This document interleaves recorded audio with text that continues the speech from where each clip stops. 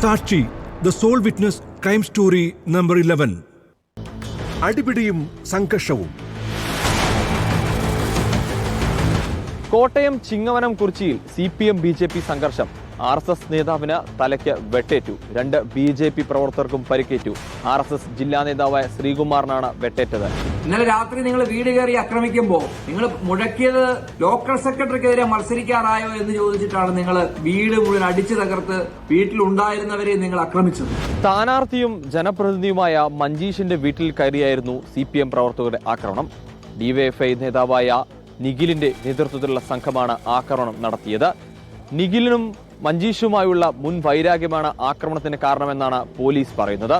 എന്നാൽ BJP പറയുന്നത് area സെക്രട്ടറിക്കെതിരെ Manjeesh മത്സരിക്കുന്നതിന്റെ വ്യക്തി വൈരാഗ്യം കൊണ്ടുള്ള ആക്രമണം എന്നാണ്.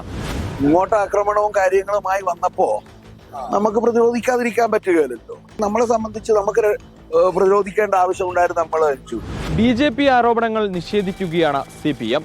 മഞ്ജീഷും നിഖിലും തമ്മിലുള്ള പ്രശ്നങ്ങളാണ് ആക്രമണത്തിന് പിന്നിലെന്നാണ് CPM പറയുന്നത്.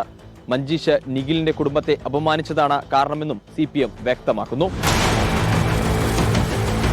ആക്രമണത്തിൽ ശ്രീകുമാറിനൊപ്പം മഞ്ജീഷിനും മനോജിനുമാണ് പരിക്കേറ്റത്.